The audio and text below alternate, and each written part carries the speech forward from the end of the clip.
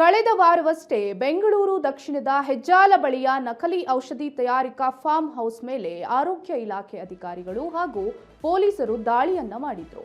ದಾಳಿ ವೇಳೆ ಓರ್ವ ವ್ಯಕ್ತಿ ಬಂಧನ ಮಾಡಲಾಗಿತ್ತು. ಇದರ ಬೆನ್ನಲ್ಲೇ ರಾಜ್ಯ ಸರ್ಕಾರ ರಚಿಸಿರುವ ಎಸ್ಐಟಿಯ ಅಧಿಕಾರಿಗಳು ಪ್ರಕರಣದ ತನಿಖೆಯನ್ನ ಚುರುಕುಗೊಳಿಸಿದ್ದು, ಕರ್ನಾಟಕ, ತಮಿಳುನಾಡು, ಕೇರಳಂ, ತೆಲಂಗಾಣ, ಹಿಮಾಚಲ ಪ್ರದೇಶ, ದೆಹಲಿ ರಾಜ್ಯಗಳಲ್ಲಿ ತನಿಖೆ ಮಾಡಲು ಮುಂದಾಗಿದ್ದಾರೆ.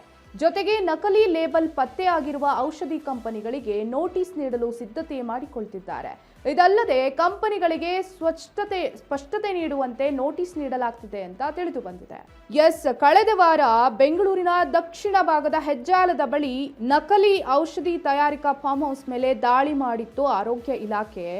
ಇದೀಗ ಓರ್ವ ವ್ಯಕ್ತಿಯನ್ನ ಕೂಡ ಬಂಧನವನ್ನ ಮಾಡಲಾಗಿತ್ತು. ಇದರ ಬೆನ್ನಲ್ಲಿ ರಾಜ್ಯ ಸರ್ಕಾರ ಎಸ್ಐಟಿಯ ಅಧಿಕಾರಿಗಳು ಪ್ರಕರಣದ ತನಿಖೆಯನ್ನ ಇನ್ನಷ್ಟು ಚುರುಕುಗೊಳಿಸಬೇಕು.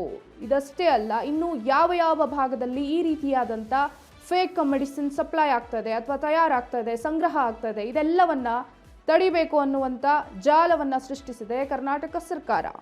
ಇನ್ನು ಕರ್ನಾಟಕ, ತಮಿಳುನಾಡು, ಕೇರಳಂ, ತೆಲಂಗಾಣ, ಹಿಮಾಚಲ ಪ್ರದೇಶ, ದೆಹಲಿ ರಾಜ್ಯಗಳಲ್ಲಿ ಸಹ ಚುರುಕಾದ ತನಿಖೆಯನ್ನ ಮಾಡಲು ಮುಂದಾಗಿತ್ತು. ಜೊತೆಗೆ ನಕಲಿ ಲೇಬಲ್ಗಳಿರುವಂಥ ಔಷಧಿಗಳನ್ನು ನಿಷೇಧ ಮಾಡೋದಕ್ಕೆ ಸಿದ್ಧತೆಯನ್ನ ಮಾಡಿಕೊಂಡಿದೆ ಸರ್ಕಾರ. ಇದಲ್ಲದೆ ಕಂಪನಿಗಳಿಗೂ ಕೂಡ ಸ್ಪಷ್ಟತೆಯನ್ನ ನೀಡೋದಕ್ಕೆ ಕಠಿಣವಾದ ಕ್ರಮವನ್ನ ತೆಗೆದುಕೊಂಡಿದೆ, ಆದೇಶವನ್ನ ಹೊರಡಿಸಿದೆ ಸರ್ಕಾರ.